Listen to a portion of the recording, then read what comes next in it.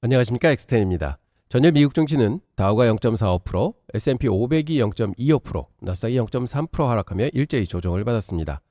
트럼프 대통령이 중국과의 관세 휴전을 90일 연장하며 급한 불은 껐지만 워싱턴 DC에 주 방위군을 투입하는 등 정치적 불확실성이 커지면서 투자 심리를 압박했습니다. 투자자들은 이제 곧 발표될 인플레이션 데이터에 주목하고 있습니다. 첫 번째 소식입니다.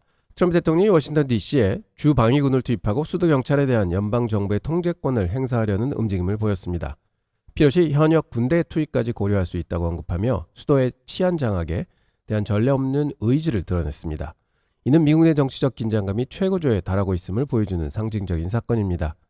시장은 이와 같은 정치적 불확실성을 매우 싫어하며 단기적으로 투자 심리를 위축시키고 변동성을 키우는 요인으로 작용할 수 있습니다. 트럼프 대통령이 중국산 수입품에 대한 고율 관세 부과를 90일간 추가로 유예하는 행정명령에 서명했습니다.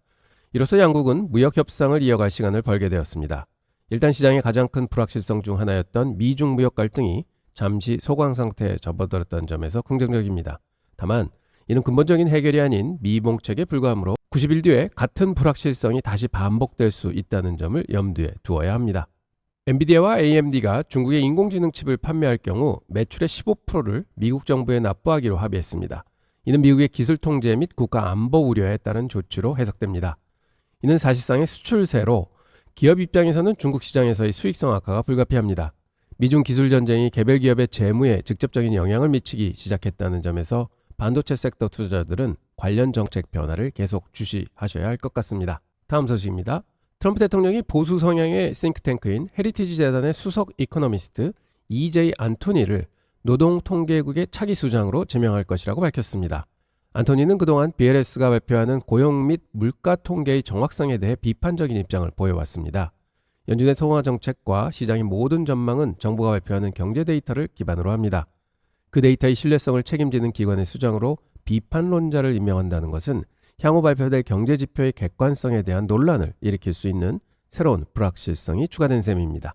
AI 기반 분석 솔루션 기업인 BigBear.ai가 미 육군과의 계약 차질 등을 이유로 2025년 연간 매출 전망치를 기존 1억 6천만 달러에서 1억 2,500만 달러로 낮췄습니다.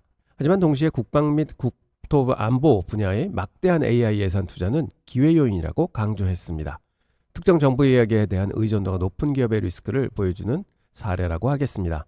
다만 거시적으로는 정부의 AI 투자 확대라는 거대한 흐름이 있는 만큼 옥석 가리기를 통해 안정적인 수주가 가능한 기업을 찾아내는 것이 중요하다고 하겠습니다. 월스트리트 저널은 시장이 하락할 때마다 개인 투자자들이 적극적으로 매수에 나서는 이른바 바이 언더 딥스 현상이 시장의 하방 경직성을 만들고 있다고 분석했습니다. 이러한 개인들의 회복력이 단순한 낙관론 이상의 의미를 가질 수 있다고 평가했습니다. 유동성이 풍부한 시장에서 개인 투자자들의 영향력이 과거보다 커졌음을 시사합니다.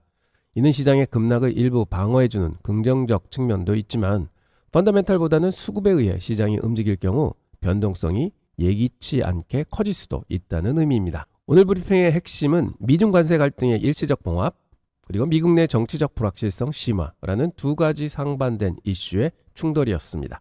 향후 시장의 방향성은 내일 발표될 소비자 물가지수 데이터에 따라 결정될 가능성이 높습니다.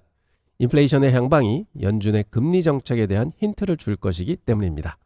엑스텐이었습니다. 감사합니다.